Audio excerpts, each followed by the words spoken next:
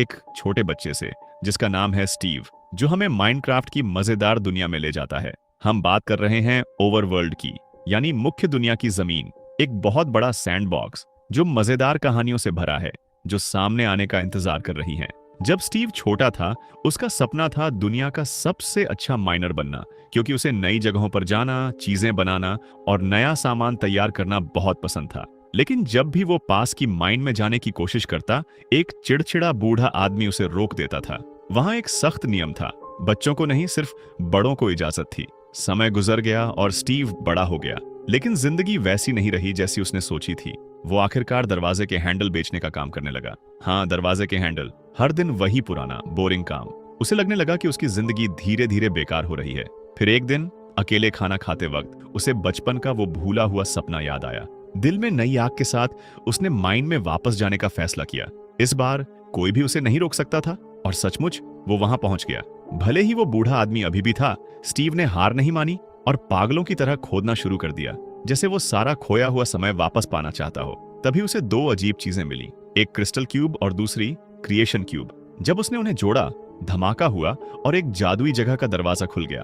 Overworld, एक ऐसी दुनिया जहां कुछ भी मुमकिन था। उसने एक गुलाबी भेड़ भी देखी। उसकी ऊन से उसने 3 शानदार घर बनाए और अपने सपनों का आर्किटेक्ट बन गया।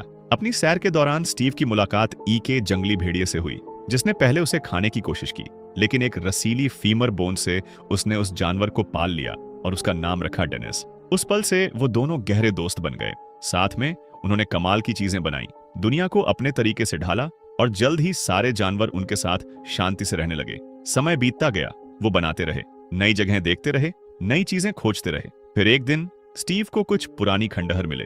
वहां अंदर एकदम सही जगह पर रखा हुआ एक संदूक था। उस संदूक में एक नया पोर्टल था।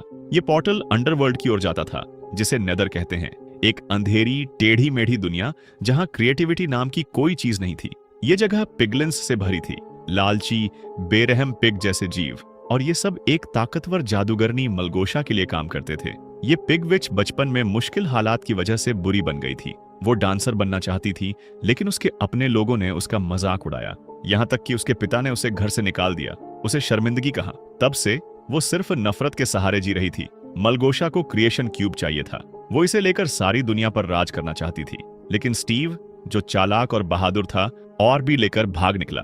उसने वो और भी डेनिस को दिया और एक मिशन सौंपा, इसे अर्थ पर ले जाओ और ऐसी जगह छुपाओ जहां कोई न ढूंढ सके। डेनिस ने यह कर दिखाया। उसने दुनिया पार की और उस सबसे ताकतवर आर्टिफैक्ट को स्टीव के वाटर बेड के नीचे छुपा दिया। जब तक वो वहां है, मुख्य दुनिया सुरक्षित है। सालों बाद हम मिलते हैं गैरेट गैरिसन से, एक जवान लड़के से जिसने वीडियो गेम की दुनिया बदल दी, एक हिट आर्केड गेम का स्टार बनकर। उसकी कचरा फेंकने की गजब की स्किल थी, इतनी सटीक कि उसे ट्रैश मैन का नाम मिला। वो इतना मशहूर हुआ कि उसे $1 मिलियन का सौदा मिला। उसके पास सब कुछ था, लेकिन एक दिन उसे एविक्शन नोटिस मिला। बस किस्मत ने उसे ऊंचाइयों से सीधे नीचे गिरा दिया। अब गैरेट पूरी तरह कंगाल हो चुका था।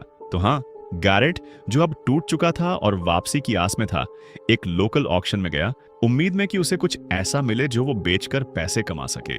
वहां के एक स्टाफ ने उसे एक पुराने आर्टिफैक्ट के बारे में बताया, जो बहुत कीमती था। उत्सुक होकर गैरेट ने कहा कि अगर वो उसे सस्ता देंगे और उसे और अच्छे से देखने देंगे, तो वो इसे खरीदने के बारे में सोचेगा। नीलामी शुरू होती है और थोड़ी सी बोली की जंग के बाद गैरेट उस रहस्यमयी चीज को $900 में ले लेता है, ये वादा करके कि वो 6 महीने में पैसे चुकाएगा। लेकिन जब उसने डिब्बा खोला तो पूरी तरह निराशा हुई। डिब्बा बिल्कुल खाली लग रहा था। गुस्से में उसे लगा कि उसे ठग लिया गया। उसने डिब्बे का ढक्कन जोर से बंद कर दिया। उसे नहीं पता था कि क्रिएशन क्यूब उसी में था, बिल्कुल सामने छुपा हुआ। निराशा में अंधा होकर उसने ध्यान ही नहीं दिया। पास में खड़ा कोई शख्स, जो उसकी शिकायत सुन रहा था कि वो पूरी तरह कंगाल है, ने कहा कि शायद अब उसे ऐसी संदिग्ध नीलामियों में खजाना ढूंढना बंद कर देना चाहिए। इधर हम मिलते हैं हेनरी और उसकी बड़ी बहन नैटली से। वो दोनों मां के गुजर जाने के बाद शहर में नए नए आए हैं। नैटली, जो अपनी जिंदगी को फिर से पटरी पर लाने की कोशिश कर रही थी, ने एक छोटी सी नौकरी शुरू की जिससे किराया निकल सके। उनके नए घर पर डॉन नाम की एक दोस्ताना रियल एस्टेट एजेंट ने उनका स्वागत किया, प्यारी बातों और गर्मजोशी के साथ। अगली सुबह नैटली ने हेनरी के लिए नाश्ता बनाया, एक पिज्जा, ताकि वो अपने नए स्कूल के दोस्तों के साथ बांट सके। उसने हेनरी को एक कोलोन की शीशी भी दी, बस प्यार दिखाने के लिए। लेकिन हेनरी, जो अभी भी बदलाव और दुख से परेशान था, ने मुश्किल से शुक्रिया कहा और गैरेट अपनी दुकान में पुराना कबाड़ साफ कर रहा था, तभी हेनरी वहां आ पहुंचा। बच्चा, जो उत्सुक था, ने गैरेट को एक पिज्जा का टुकड़ा ऑफर किया, बदले में कुछ सलाह मांगते हुए। गैरेट, जो खुद को लाइफ के गेम का सेल्समैन कहता था, ने मजाक में कहा कि उसकी सलाह की कीमत $50 प्रति घंटा है। मजाक करते हुए उसने कुछ सच्ची बातें कही। दोस्त पजल की तरह होते हैं, कभी कभी तुम्हारे पास सारे टुकड़े होते हैं और कभी कभी बस एक टुकड़ा कम होता है जिसे तुम पूरा महसूस करो। उसने ये भी कहा, तुम अकेले टीम नहीं बन सकते, लेकिन बस एक और इंसान के साथ तुम कुछ भी हरा सकते हो। प्रेरित होकर हेनरी ने पिज्जा छोड़ा और क्लास की ओर चला गया। स्कूल में उसकी मुलाकात प्रिंसिपल से हुई, जिसने उसे नेम टैग दिया। बातचीत के दौरान प्रिंसिपल ने अचानक बताया कि उसकी शादी सालों से खत्म हो चुकी थी, लेकिन वो सिर्फ अपने डॉग्स के प्यार के लिए साथ रहते थे। बाद में हेनरी क्लासरूम में पहुंचा, जहां टीचर, जो बहुत सार्कास्टिक था, ने स्टूडेंट्स से अपनी जिंदगी से नफरत करने की शिकायत की। क्लास शुरू हुई और उन्होंने एक ग्रुप प्रोजेक्ट शुरू किया। हेनरी ने गलती से एक पार्ट गलत रख दिया और अचानक जेटपैक प्रोटोटाइप बेकाबू हो गया। उसी पल पास में काम कर रही नैटली उस बेकाबू गैजेट के उसकी बिल्डिंग पर गिरने से चौंक गई। प्रिंसिपल घबरा गई और हेनरी के गार्डियन से बात करने की मांग की। घबराते हुए हेनरी ने गैरेट को फोन किया और गिड़गिड़ाकर उसे अपने अंकल बनने की गुजारिश की। जैसे ही गैरेट को पता चला कि हेनरी के पास $26 नकद हैं, वो तुरंत तैयार हो गया। प्रिंसिपल को बात समझाने की कोशिश में हेनरी ने गैरेट की दुकान के पीछे वो अजीब क्यूब देखा और इसके बारे में पूछा।